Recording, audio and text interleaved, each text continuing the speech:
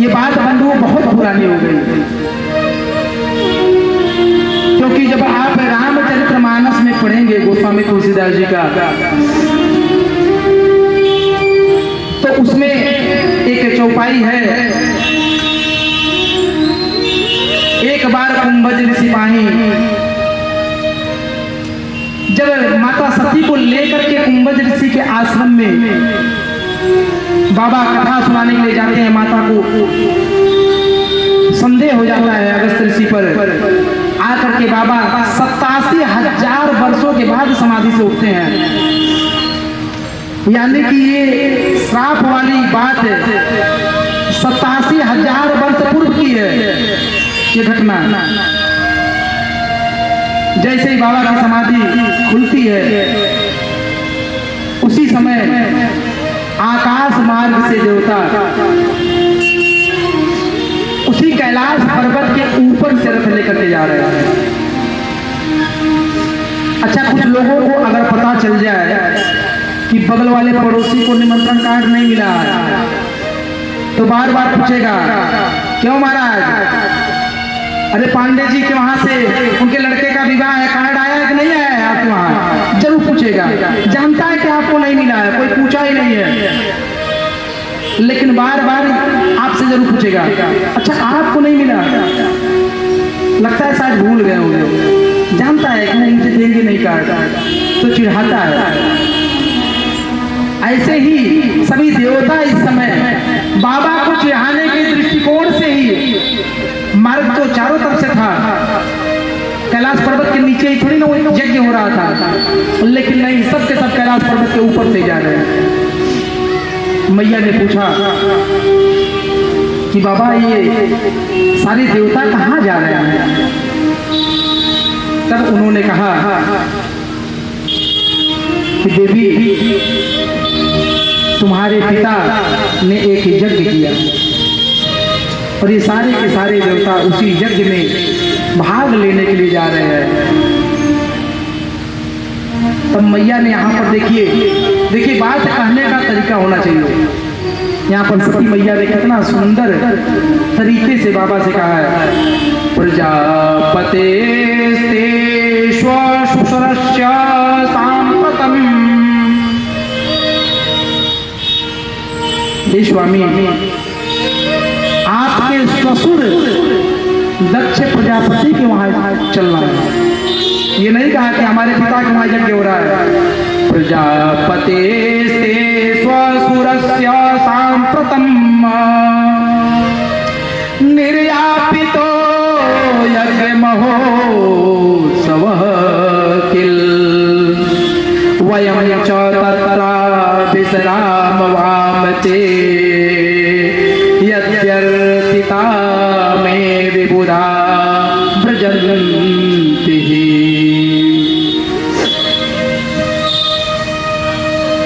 बाबा चलिए ना, हम लोग भी चलते हैं, आपके ससुर दक्ष प्रजापति के वहां यज्ञ हो रहा है। जबकि क्या यहाँ पर लोग क्या कहेंगे, हमारे पिता के वहां हो रहा, कैसे आप नहीं चलेंगे? लेकिन उन्होंने अपने पिता के वहां नहीं कहा, आपके ससुर के वहां, मतलब इससे घनिष्ठता ज्यादा आपकी है। आप चलेंगे तो आपके सहारे मैं भी चलूंगी। बहुत प्रकार से मैया ने बाबा को समझाया चलने के लिए। महादेव ने कहा, देखो देवी, पिता के वहां, मित्र के वहां, गुरु के वहां और अपने स्वामी के वहां, इन 4 जगहों पर बिना बुलाए ही जाना चाहिए, इसमें कोई दोष नहीं लगता है। लेकिन अगर जानबूझ करके ही ना बुलाया गया हो तो नहीं जाना चाहिए। हाँ, यज्ञ कोई कर रहा हो, कोई शादी विवाह कर रहा हो, कौन कौन, पिता, मित्र, गुरु और स्वामी, संजोग से भूल गए। मान लीजिए आपने हमको अपना गुरु मान लिया, हमारे घर किसी का विवाह है या कोई यज्ञ है, संजोग से हमने भूल गए कि बिछिया में फला जी को भी देना था कार्ड, नहीं दे पाए, तो वहां पर आने में कोई दोष नहीं है। लेकिन जानबूझ कर कि मैं बिछिया में आया, सबको बांटा, आपके घर के अगल बगल भी दे दिया कार्ड, लेकिन आपको कार्ड नहीं दिया, तब वहां पर नहीं जाना चाहिए, चाहे गुरु हो, स्वामी हो, पिता हो या मित्र हो। ऐसे में जाने से हानि होती है। लेकिन मैया कहाँ मानने वाली थी? मैया वहां पर क्रोध में आकर के बंधु यहीं पर जो 10 महाविद्या के बारे में आप लोग सुनते हैं ना, यहीं पर 10 महाविद्या का प्राकट्य हुआ है। सती जी की आंखें लाल लाल हो गई, क्रोध से उनके नथुने फूलने लगे और बाबा ने देखा कि 10 रूप दिखाई दे रहे हैं। अगर मैं मना किया तो सृष्टि का संहार, और जाने दिया तो भी विनाश। चलो, जाने पर सिर्फ इनका विनाश होगा, अगर मना किया तो सृष्टि का संहार करेंगे। 10 महाविद्या का प्राकट्य वहीं पर हुआ है। इसके बाद बाबा ने कहा ठीक है, अगर आप जाना ही चाहती हैं तो जाइए। देवी अकेले ही चल दी पिता के वहां जाने के लिए। इतनी उत्सुकता, माताओं को मायका बहुत प्रिय होता भी है। कोई 80 साल की भी अगर माँ हो और अगर उनके मायके से अगर कोई झूठा भी पूछ देना तो चल देंगे, अपने पुत्र से कहेंगे कि बाबू ले चलो हमको, बड़ा प्रिय होता है। मैया अकेले ही चल दी। बाबा ने कहा नंदीश्वर से, नंदी श्रृंगी भृंगी, कि आप लोग भी साथ में जाओ। और यहाँ पर विदा किए हैं, बाबा ने विदा किया है मैया को, क्योंकि जानते हैं अब ये आने वाली नहीं है, अब ये अंतिम है, अंतिम दर्शन है। क्योंकि इसके पहले भी तो घटना है, बाबा ने भी तो संकल्प लिया था, शिव संकल्प कीन मन माही, यह तन सती भेंट अब नाही। तो वो भी उनका भी समय आ गया था। इसके वजह से बाबा ने विदा किया, मैया गई। और जब मैया वहां पर गई तो देखा कि तुलसीदास जी लिखते हैं, सादर मिलही भलही एक माता, सादर मिलही भलही एक माता, भगिनी मिले बहुत मुस्काता। सिर्फ प्रेम से एक माता ही सती के गले लगी है, मां प्रसूति। और जो उनकी अन्य जो 15 बहनें थी,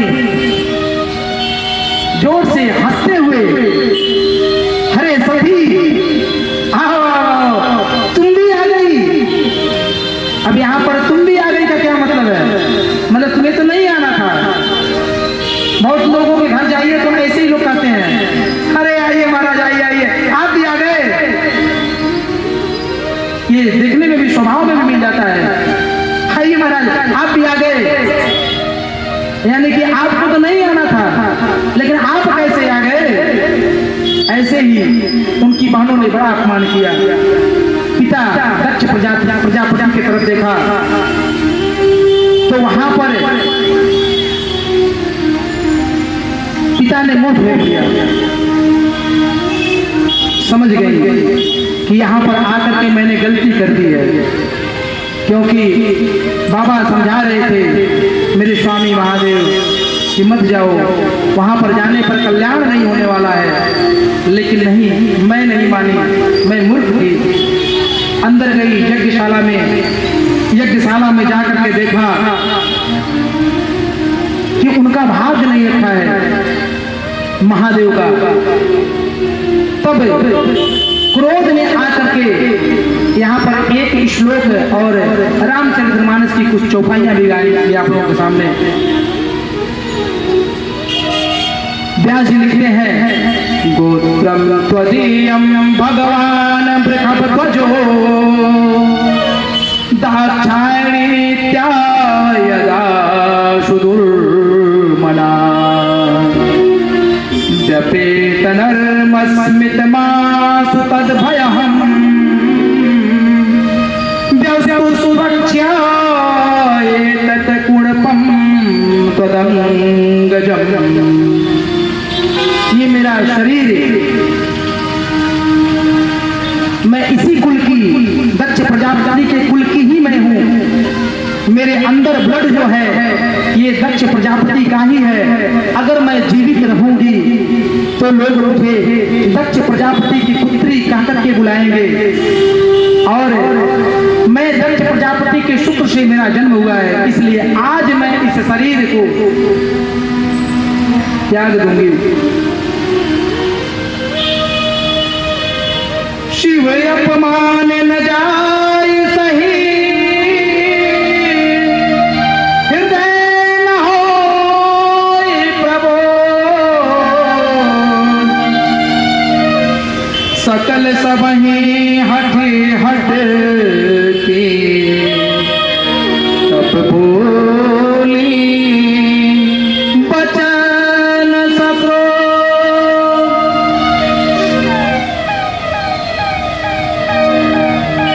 सुनहु सभासद सकल मुनिंदा, कहे सुनी जिन शंकर निंदा, सो फल तुरंत लाभ सब काहू, भले भांति पछताओ पिताओ।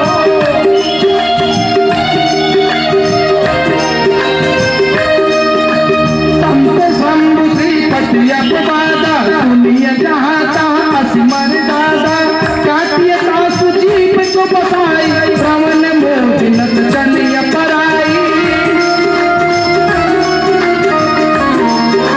कहा जहाँ पर बाबा भोलेनाथ संत की, शंभु की और श्रीपति यानी कि भगवान विष्णु की जहाँ पर अपमान किया जा रहा हो, उनके बारे में कोई निंदा कर रहा हो, उन्हें अगर कोई गाली दे रहा हो, भला बुरा कर रहा हो, तो अगर अपना सामर्थ्य हो तो उस व्यक्ति की जीवन काट लेनी चाहिए। लेकिन अगर अपने अंदर सामर्थ्य ना हो तो अपने कांधों को बंद करके और वहां से तुरंत चल देना चाहिए। जगन्नाथ मां महेश पुरारी, जगत जनक सबके हितकारी, पिता मंदमति निंदित तेहि, तक्ष शुक्र संभव कहते। यहाँ पर इन्होंने भी बाबा तुलसीदास जी ने भी यही लिखा कि मेरा पिता मंदमती है और मैं इसी दक्ष के शुक्र से मेरा जन्म हुआ है, इसलिए तजिहु तुरंत देह देहि हेतु, पूर्धरि चंद्र मौल विष केतु, असुरहि रोग अजिन तन जारा, भयउ सकल मम हाहाकारा, भयउ सकल तन हाहाकारा।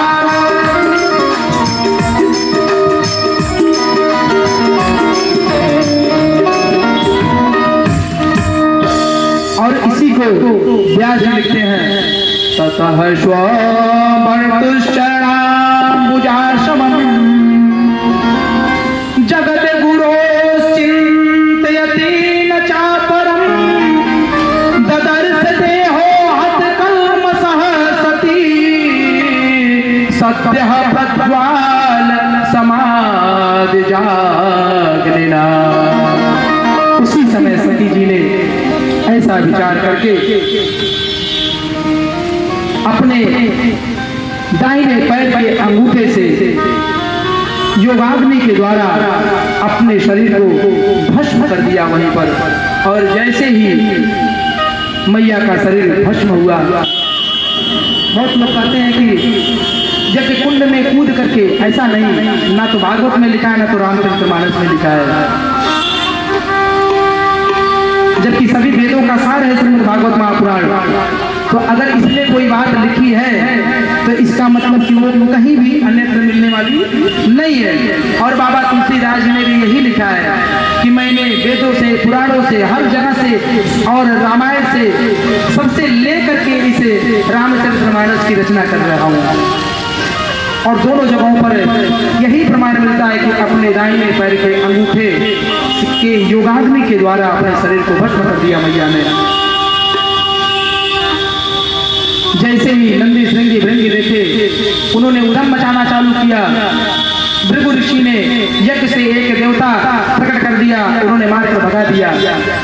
इधर नारद जी पहुंच गए भागते हुए बाबा भोलेनाथ के पास और जा करके मीडिया है ना, थोड़ा बढ़ा चढ़ा करके प्रचार किए। बाबा से जाकर के कहे, बाबा मैया नहीं रही। क्या हुआ? दक्ष ने मार दिया, भस्म कर दिया दक्ष ने मैया को। अब तो बाबा का क्रोध क्रोधाग्नि में चल पड़े महादेव और तुरंत अपने सर से एक बार निकाल और वहीं पर प्रकट हो गए। वीरभद्र ने कहा कि क्या आदेश है हमारे लिए? नंदी गणों को लेकर के जाओ और जा करके दक्ष प्रजापति का यज्ञ ध्वंस कर दो, सबको मारो पीटो वहां पर जिसने ये भेद किया है, और जा करके दक्ष प्रजापति को मार डालो। बड़ी जोर के साथ जैसे आंधी तूफान चलता है कैलाश पर्वत से, वीरभद्र और बाबा के गण चल पड़े पीछे पीछे। जब यज्ञ में बैठे हुए भृगु आदि आचार्यों ने देखा कि यहाँ पर कैसी आंधी तूफान चल रही है, मौसम तो ठीक है फिर भी इतना तेज मंद, इतनी धूल कहाँ से आ रही है, इतनी तेज हवा कहाँ से आ रही है? तब किसी ने बताया, अरे ये महादेव के गण हैं। जैसे लोग समझ पाते तब तक उस यज्ञ कुंड में आ गए और बाबा के गण, कोई कढ़ाई जिसमें सब्जी बन रही थी, किसी ने हलवा में, किसी ने पूरी में कूद कूद करके सब ध्वंस कर दिया। इधर वीरभद्र ने जो भक्त देवता थे उनकी आंखें निकाल ली, दूसरा के दांत तोड़ दिए, भृगु ऋषि की दाढ़ी नोच ली और दक्ष प्रजापति का सर पकड़ा और पकड़ करके हिला करके और एक ही बार में उखाड़ करके उसी यज्ञ कुंड में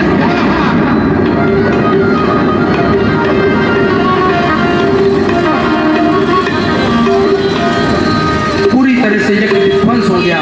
दक्ष प्रजापति मारा गया। सभी देवता और ऋषि संत जो थे सब भाग करके ब्रह्मा जी के पास गए।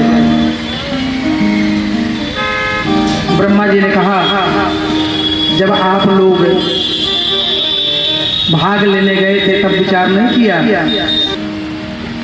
बाबा प्रसन्न हुए क्योंकि बाबा का तो नाम ही है आशुतोष। आशु माने शीघ्र, तोष माने तुष्टि, जो शीघ्र ही तुष्ट हो जाए, प्रसन्न हो जाए, ऐसे आशुतोष भगवान प्रसन्न हो गए। प्रसन्न होकर के लेकिन देवताओं से कहा कि देवताओं मेरे लिए क्या आदेश है? देवताओं ने कहा, बाबा आदेश नहीं, प्रार्थना है कि यज्ञ का पूरा होना अनिवार्य होता है, चल करके यज्ञ को पूरा करा दीजिए। तब बाबा ने कहा कि मैं क्यों जाऊं? उस यज्ञ में तो मेरा कोई भाग ही नहीं है, जहां पर मेरा भाग ना हो वहां पर भला मैं क्यों जाऊं? तब यहाँ पर देवताओं ने कहा कि बाबा आज से हम सभी लोग ऐलान करते हैं कि किसी भी यज्ञ में जो भी वस्तु बच जाएगी वो सब महादेव की होगी।